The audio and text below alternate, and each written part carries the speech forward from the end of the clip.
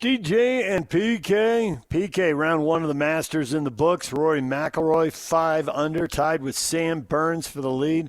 How surprised were you by Rory? I can't say that you're totally surprised because he's a premier player, but that hasn't been his history. And, what does it mean? You got to follow it up. You got to follow it up for 4 days. But he's ready to go, man. That's pretty cool to see. I watched a lot of it yesterday afternoon. He got it rolling late with 3 birdies in a row. Scheffler started fast, finished with a 70, so he's solid. He's right there. But that was I don't know, the way he started, I thought there'd be a lot more. Yeah, that's golf. Yeah, it is. There were some big scores put up, man. There were some. That is, of course, when it goes wrong, it can go very wrong. Yep. Some big numbers. And we'll talk to Bob about the conditions of the course right now. This 2026 Masters Update live from Augusta is brought to you by Copper Rock, where the pros play on 97.5, the KSL Sports Zone.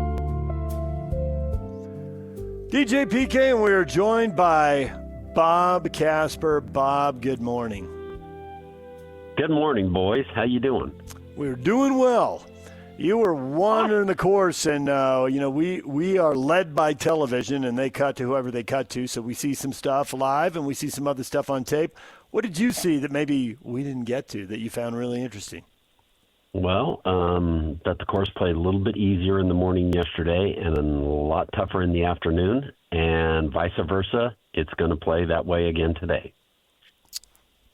How cool would it be for the game of golf, and this is the last time we'll talk to you this week when we get to Sunday, and it is McIlroy and Scheffler dueling it out. Oh, would that be awesome or what? It would be, yeah.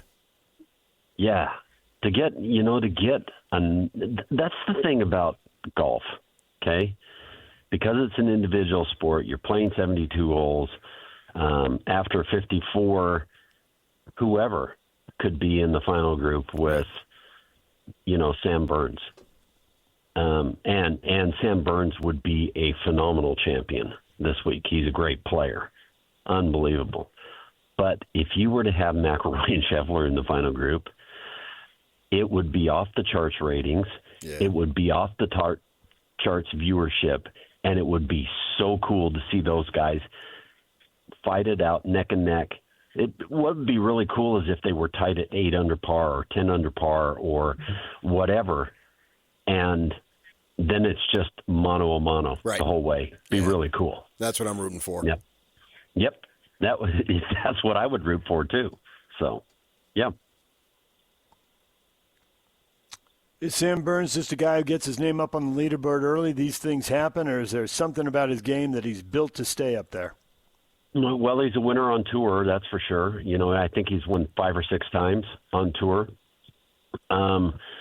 He's Scotty Scheffler's best friend, so I'm sure he's played practice rounds with Scotty this week every day. Okay, so he's learning and he's gleaning from Scotty what you need to do to get around this golf course. He is a phenomenal putter, and if he can hit the ball off the tees and into the greens like he did yesterday, Sam Burns will be around because of that. So the thing that's really cool about Augusta is they make the golf course pretty difficult for the first 3 days, and especially this week since we're not going to have any weather, and it's going to be sunny, and the golf course is going to get drier and faster, and the greens are going to get firmer and that kind of thing. But on Sunday, especially on the back nine, they start putting the flags in areas where guys can get the balls to them easier. The ball funnels a little bit more into those areas and stuff like that. And then it promotes good scoring, especially on the back nine. They want to hear the roars. They want to see guys have an opportunity to make eagles and all that kind of stuff. So if Sam Burns can hang around till Sunday, I think he's going to have a really good chance. And seeing him up there is really good. He would be a great champion too. Tom Watson went strong on the tour for letting these live guys back. What'd you think of that? I thought it was kind of interesting because initially, like he said, the commissioner came out and said, lifetime ban and those guys will never be able to come back. Well, then about a year and a half or 2 years later, they had that framework agreement with LIV to kind of welcome them back. And then that takes forever to go along.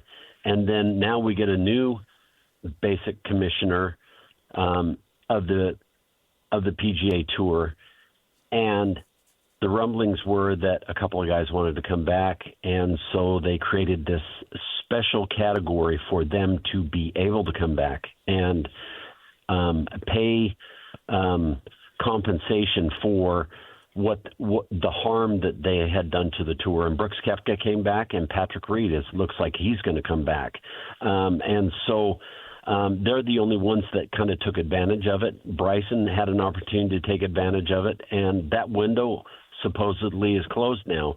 But I agree. Tom Watson came down strong on it, and he was definitely in his rights to be able to do that. Now the guy that they're going to have the worst trouble with, and I think the most trouble with, is going to be Phil Mickelson, because Phil Mickelson blatantly went out and talked crud against the PGA Tour and really kind of stirred things up and was actively recruiting players away from the PGA Tour and everything. I think Phil Mickelson has cooked his goose, and that's never going to happen again. I get why people feel like to turn their sides, and you turned your back on the PGA Tour and you're banned. I get that, except the PGA Tour, the thing I've always heard is they're independent contractors. Nothing's guaranteed. Well, if they're independent contractors, why can't they go play over there? Well, so there's stipulations in the membership rules and stuff that you have to get releases to play when there's a PGA Tour event opposite. So then it doesn't hurt the product of the PGA Tour. And you can get releases. You can get releases to do that. But this was creating a league or tour that would be in direct confrontation or direct competition with the PGA Tour. And it was created by another former PGA Tour player in Greg Norman, who said basically and came out and said that this is going to be the premier tour, and the PGA Tour would be the feeder tour into that. So when those types of things happen, when Phil Mickelson is actively recruiting players to come over, and these guys are all getting the bag full of money and everything. At some point, they realize that the competition is not the best. The competition is not the elite. The courses that they're playing on are not set up to make them play their best in the game or help them to play their best in the game. And then when they go out and they compete, 2 or 3 years down the road, they can't compete. Because they're not being pushed, they're not being challenged by the competition that they're playing in, and that's why guys are starting or wanting to come back. With the no rain and ball landing hard and running off greens and whatnot, does it favor? And it probably is always, but does it favor longer hitters? Well, length is always going to be the thing that helps more than anything in the game.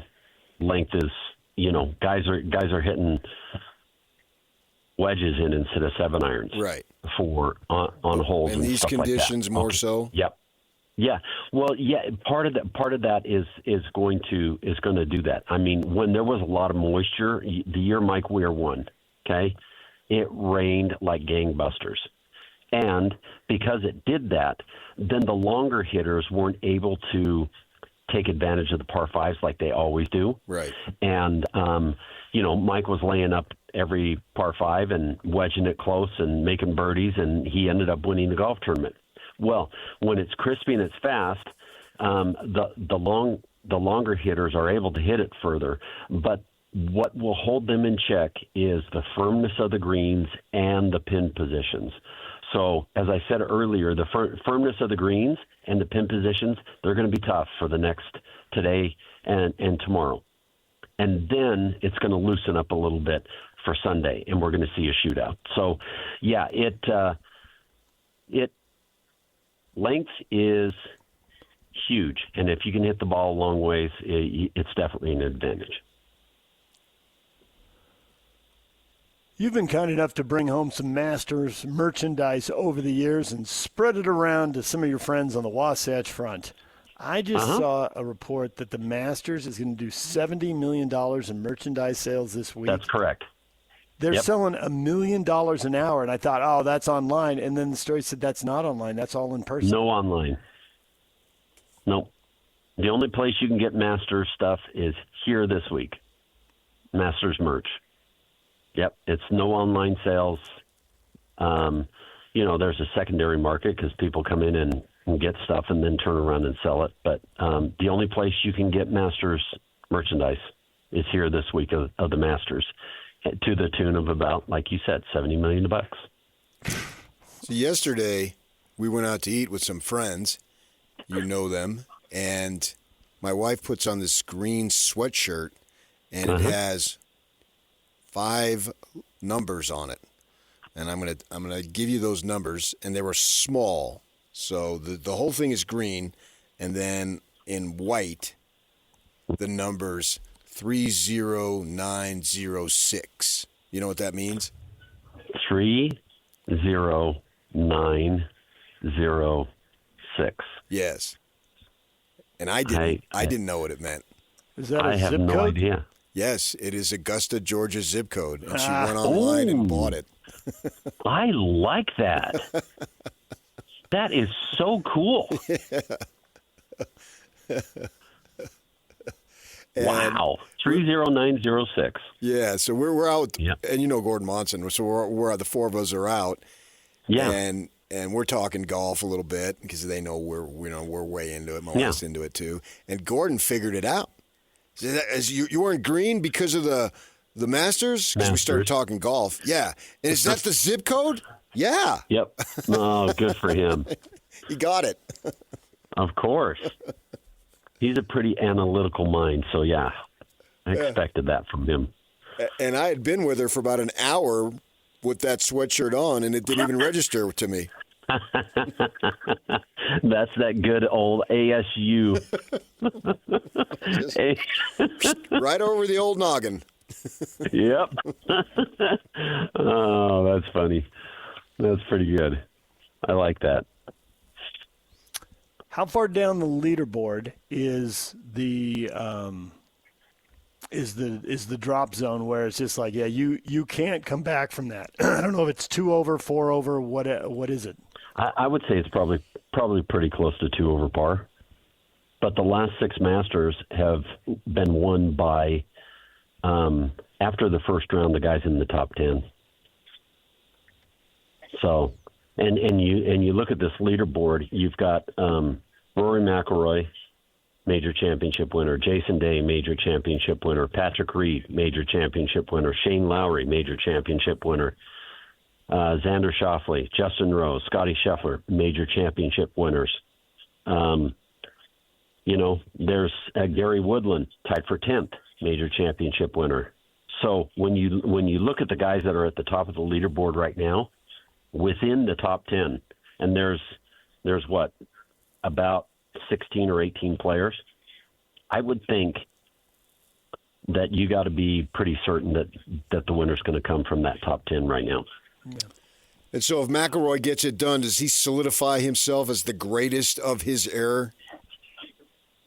Well, yeah, I would think he would be the next era down after Tiger Woods. Right. He would have 30-something wins and 6 major championships and back-to-back winner of the Masters, which has only been done 3 times by Tiger, Jack, and Faldo. Career Grand Slam winner. Yeah, he will definitely be in the Hall of Fame, and he will, of his era, I would think he would be considered probably the best, no doubt.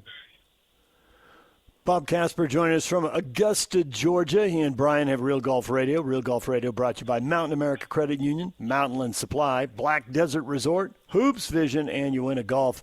What do you have coming up on the show tomorrow, 8 to 10 here on The Zone? Well, we got little snippets yesterday from both the guys that have won at the Black Desert Resort or Black Desert Utah Championship. Mm-hmm. So we've got a little bit from them. We'll have some guys on from the Golf Channel, some European writers, and we're just going to discuss what's going on with this year's Masters, and it's going to be fun. It's going to be a great show. All right, 8 to 10 tomorrow morning right here on The Zone with Bob and Brian from Augusta. Bob, thanks for joining us. I don't know about our picks, Bob. I don't know. Well, Xander Schauffele's right there. He's at 2 under par. He's my regional pick.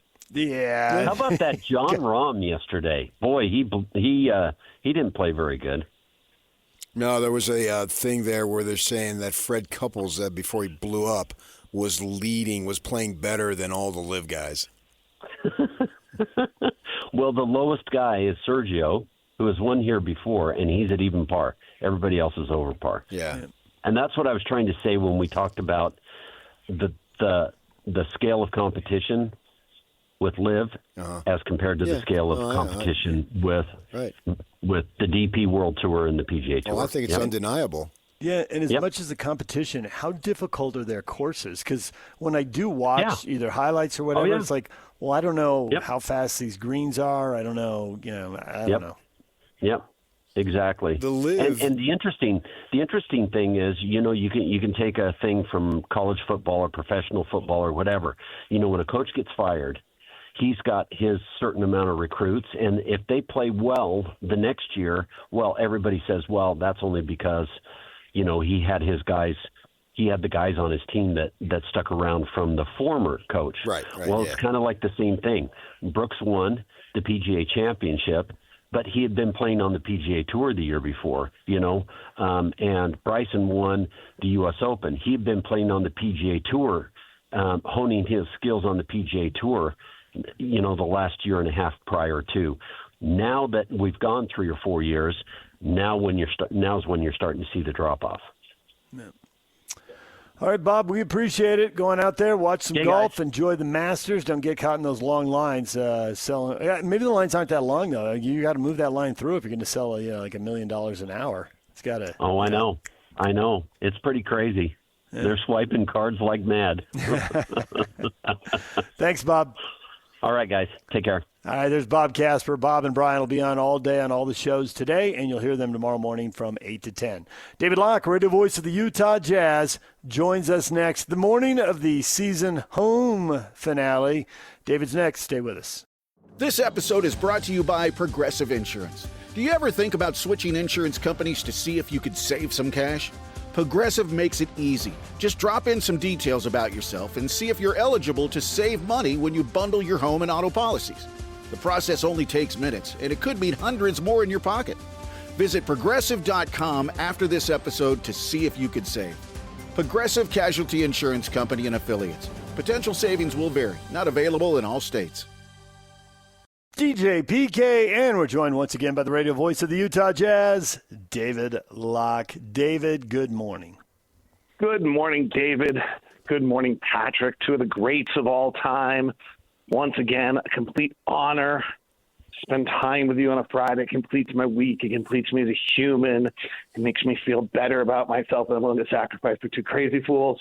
It's all good. I agree. I want to hit you with a question of the morning in honor of the regular season wrapping up here. Yeah.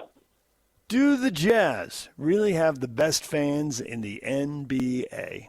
Now, PK would like a subjective discussion full of debate and back and forth. You know me, I always like the objective stuff, right? What's attendance like? What are your social media numbers? What are your TV ratings? There's also the vibe walking around town, and I don't know how many people get to walk around more NBA towns than you. It's part of the job. You can measure it any way you want. What do you think? No, I mean, I think I kind of can hear you saying, like, well, everyone says they have the best fans, right? Yeah. Mm-hmm. So I've always said that I thought the best fans in the NBA were when the Warriors were in Oakland, because those teams weren't good and that place was packed every time. There was nothing about it. And so I always thought those were the best fans. That's changed because that atmosphere and the access to that building is so dramatically different than it once was. I think our fans have been incredible this year. The Thunder fans are they're really good. That's super easy, right? Like there's very few fan bases that were ever as engaged as we were during the NBA Finals in the 90s. So I think if you kind of look at where the franchise is at the time, we're on top. We seem to be as passionate as anyone, which is easy. But I think the other thing is that, like, we have shown a pretty incredible ability to stay engaged with a really long, difficult process. And that, to me, deserves great accolades. I mean, my Locked On Jazz podcast numbers are still really good and rank in the top 10 of listeners on our network. So I think that has to do, that's a real sign of where our fans are and how committed they are. I don't know how to judge who's the best fans.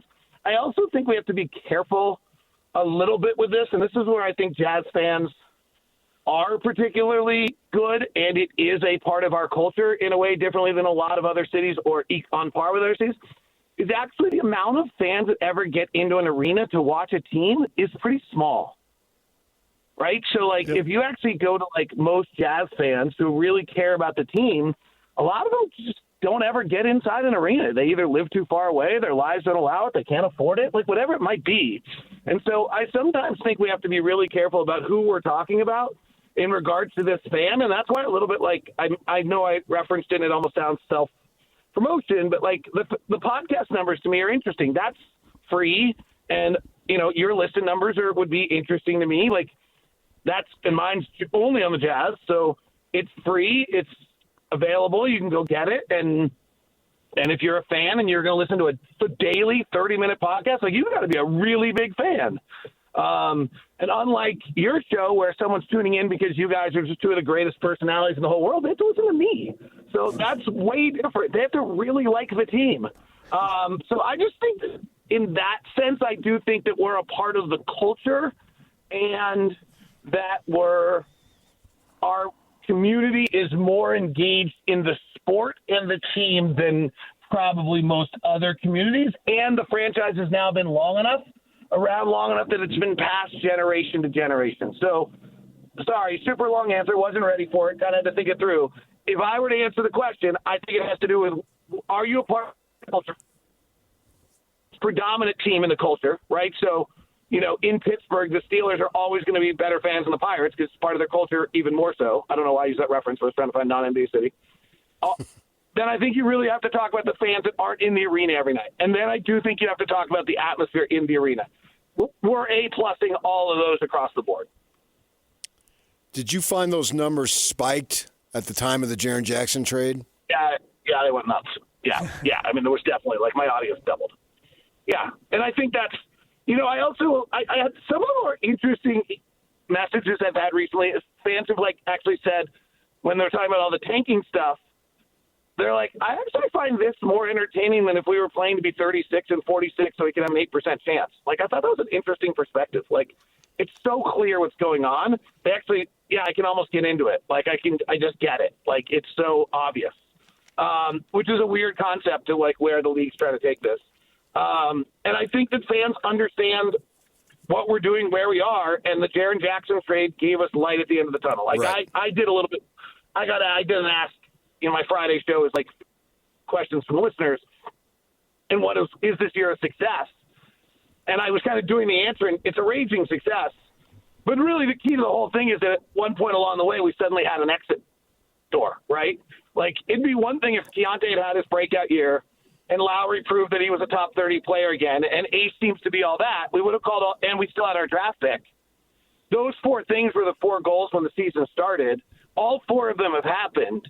But if we only had those 4 right now, the first question you would ask me is like, how long are we doing this? That question would still be the number one question being asked.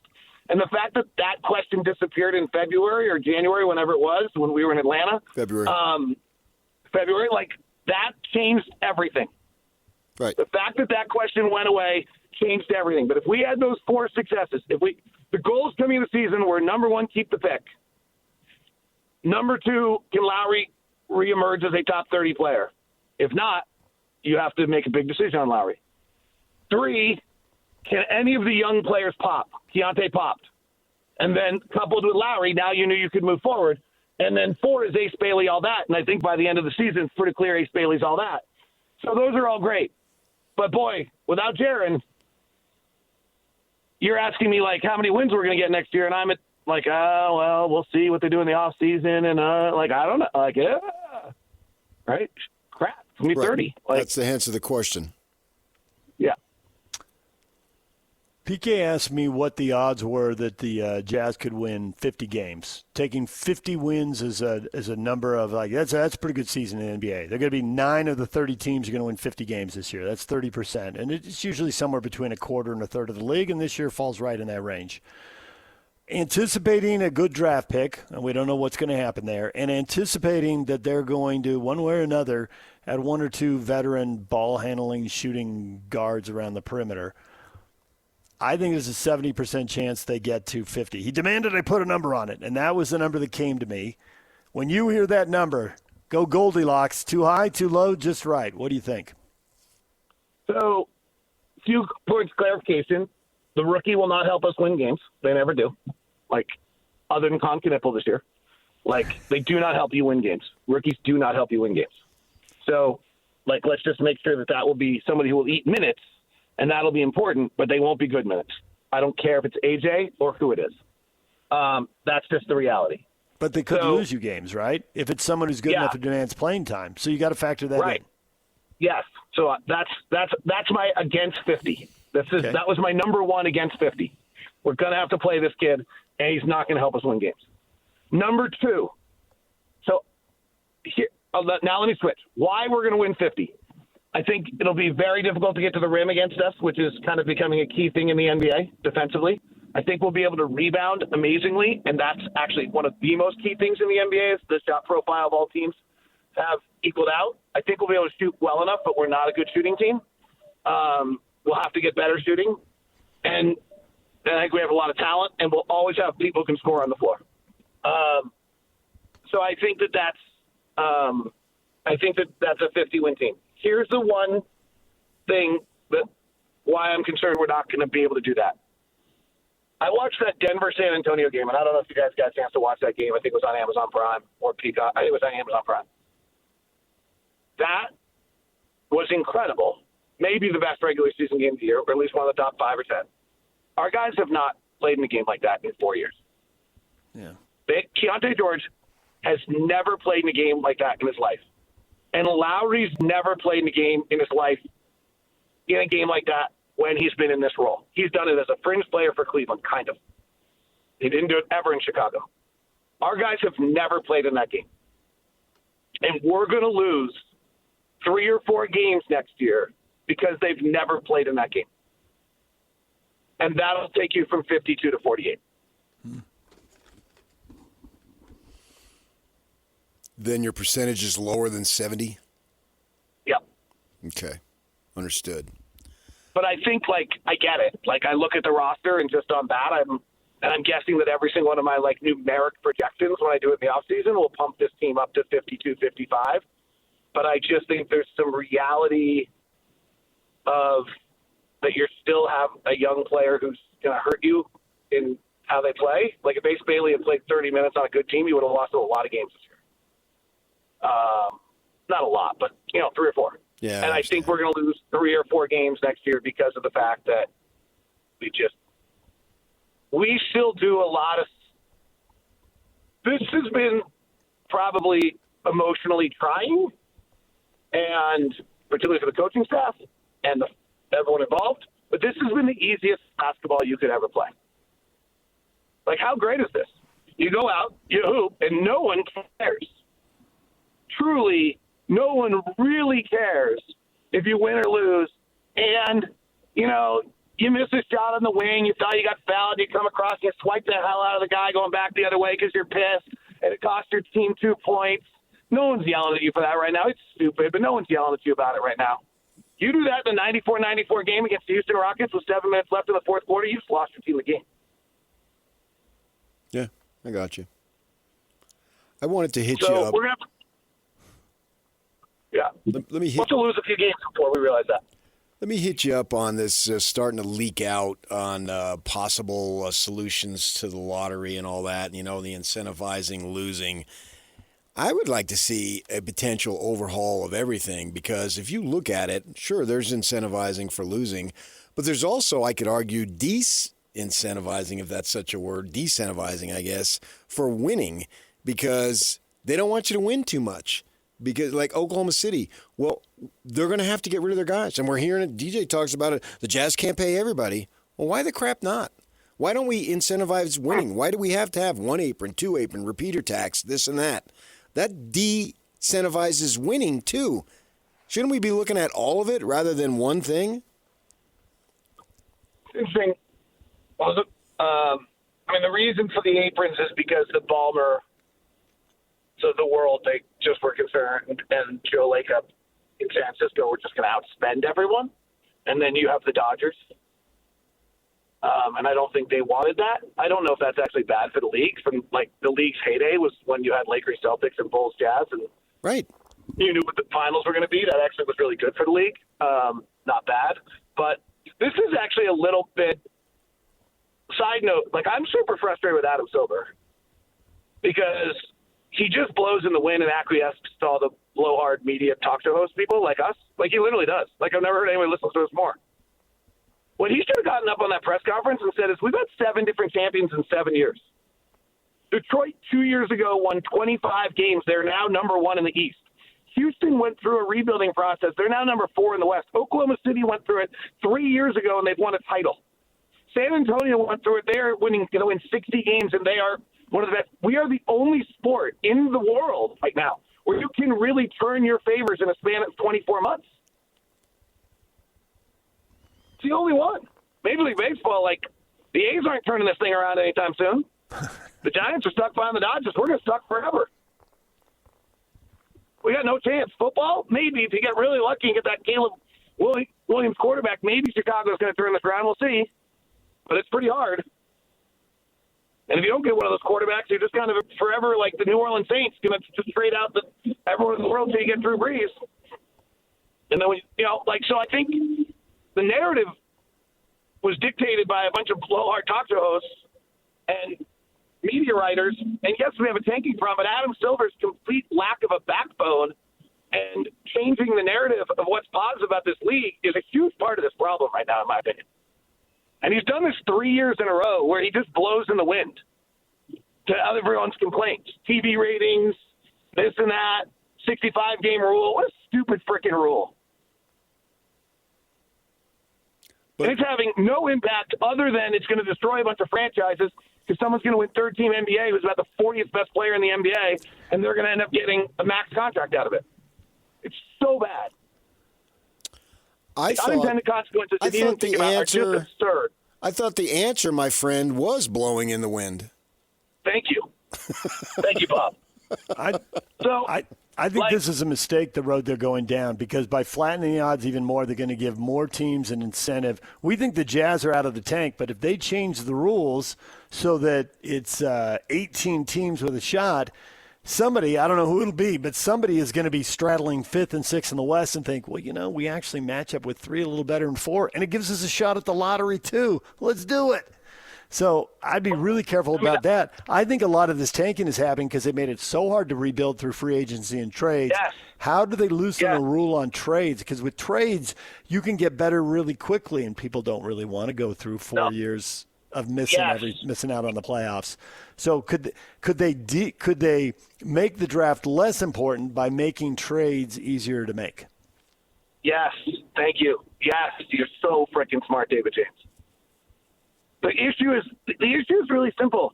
There's only 3 ways to build your team.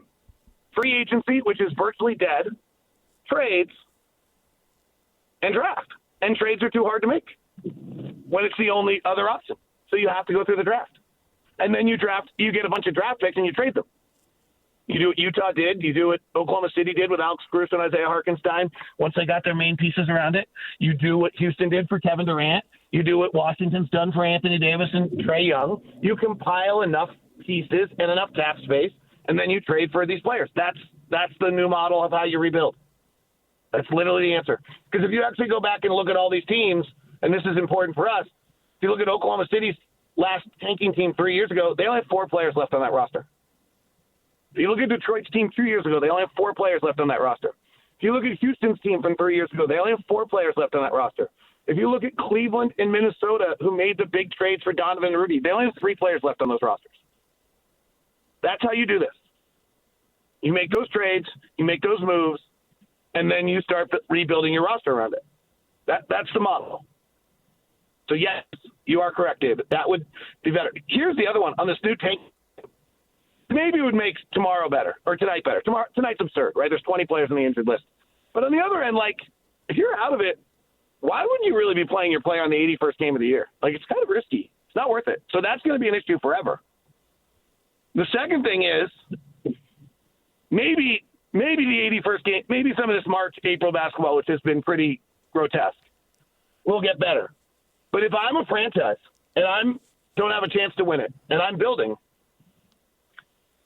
and we're in the new lottery odds they're talking about, and my best player, second best player, sprains an ankle on December 17th and is going to be out or gets a hamstring like Luka.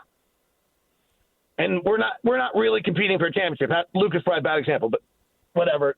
Whatever team, guy sprains an ankle, he's out 4 weeks. I sit everyone for those 4 weeks, and I go 0-14 on purpose, just to make sure I don't get the playoffs, and I have my 8% chance.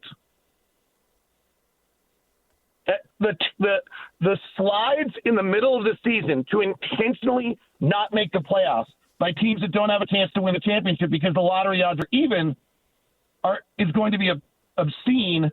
And then the second part of that is that, ironically enough, by flattening these odds and making it hard, you're actually extending people's rebuild. Yep, I agree. Yep. Well, maybe when you talk to Adam Silver next time, you tell him get a competition committee that's got a couple former players, a couple owners, a couple GMs, and a couple coaches so everybody can look at it from every angle. And instead of him having to be the face and think of all of this, everything goes to the competition committee the way it does in the NFL because they're good at tweaking their game. And I think that you undersold it there a little bit. I think you can go worst to first in the NFL. And you can also stay down if you mess it up. So it's a little more on you. Of course, also guaranteed contracts. The NBA has them, and the NFL really doesn't. So that's an X factor in building a team too that the NBA doesn't get to work with, and NFL teams do. So, David, we'll leave it right there for right now. We really appreciate the time, not just today, but all year long. You've been great coming on. We look forward to talking to you as the draft, the playoffs progress, and as the draft gets closer. Because I know you love to break down all the young players. We're interested to hear what you think. I will do. You guys are great. I will talk to you next week. Thank you, David. DJ and PK, it's 97.5, the KSL Sports Zone. DJ and PK, it's 97.5, the KSL Sports Zone. We just had David Locke on. Sounded like he was a little more with you than me on 50 wins next year. PK, maybe a little more Phoenix Suns territory. They've got 44 wins with 2 games left. Yeah, when I look at the Suns, and they've had a nice season relative to their expectations for sure, I do think that the Jazz have an opportunity to be better than what the Suns are right now. We'll see, but that's my initial thought. So if you want to use the Suns as a baseline, I'm okay with that, and I would go maybe 2 or 3 more. I think the potential is there. I think they've got more proven commodities in the league than what the Suns have. So, and the Suns have made a nice adjustment from where they were last year and to where they are now, and all of a sudden the trajectory looks a lot better. I believe that the capability is there because they have the capability, speaking of the Jazz I'm talking about, of having high-end players. Markkanen and Jackson can be high-end players. I really believe that. And the onus to me is on Markkanen to get his butt out there. I want to see him. I don't want to see him at hockey games because I want to see him being so tired that he needs to go to bed at 9 o'clock when he has a night off. I mean, he's been making a ton of money for being a part-time player. And I know that a lot of that is because of the circumstances. Well, those circumstances are done next year, and it's no more buts, right? And I'm putting a lot on his plate because I believe in him as a player. If it wasn't there, I wouldn't be cracking on him. But it is there. He's shown it. So if I get Jackson, and you never know what's going to happen, and knock on wood, there's no serious, real injury, broken leg, what have you, that these guys can play 65 to 70 games together. And if they do that, I like their chances a lot better. And then I think, got to see what's up with Kessler. How's he going to come back? Is he going to come back? And what is he going to do? Next season has the opportunity to be one of the more fascinating seasons in Jazz history because for so many years with the statues, we knew that they would hit the ground running because what they did last year, they're just replicating it this year. And they may add a player or subtract a player or two, but the entire nucleus was there that we can expect them to do what they do. I remember Kurt Kragthorpe telling me one time we're sitting there watching a Jazz game at work, and he says, you could pretty much predict what's going to happen with this team every game because they were predictable and they were predictable from a positive, right? And this team next year, man, so much intrigue and mystery and that type of stuff leads to me to have fascination to see when it begins in October how it all develops to when we get to April and then anticipating the postseason, how that develops too. Remember Wally, the security guy, a greeter who sat at the end of the tunnel at the back door when you come through the security entrance back when we used to do such things? Yeah. And he would, no matter who he was greeting, and he greeted everybody. Like Charles Barkley knew exactly who Wally was. They always talked. Wally greeted everybody. Biggest celebrity, person he'd never met before, didn't matter. And he would, with several people who'd come through, and I became one of them eventually, he'd just look at you, and you were supposed to give him a thumbs up or a thumbs down based on whether they were going to win or not. And he said, this is just what Kirk Kragthorpe was getting at. One year he goes, you've really been good this year. I think you've only been wrong 2 times so far. We're probably like 30 games deep in the season. I'm like, Wally, they've only lost like 3 home games so far, and right. 2 of them were on the second night of back-to-backs, and the other team was, number one, really good and sitting here and rested. It's not hard. They're pretty predictable. And he just laughed. It's like, yeah, to your point, they were predictable, and this isn't. And a lot of it on Markkanen is like, how much is he going to score? How much is he going to shoot? But to me, the big X factor with him is how is he going to rebound and defend? Assuming Kessler resigns and he's here, like Kessler and Jackson are the rim protectors, right? Markkanen's more likely to be further away from the hoop. And, like, how hard is he going to work? How much energy is he going to spend? Is he going to challenge shots from the side behind, pop up in unexpected places, deflecting passes, blocking shots? I mean, to have a third 7-footer out there sometimes, especially at the end of close games, Locke's 100% right about the pressure at the end of those games. When they're playing the top third of the league, maybe even the middle third of the league, they're going to get all the level of intensity they just haven't had to face very often. Good. It's going to be very different for some of those guys. All right, we got to take a break. DJ and PK, 9 o'clock hour coming up, including Kurt Schmidt, Chief Soccer Officer for Real Salt Lake. Stay with us right here on The Zone.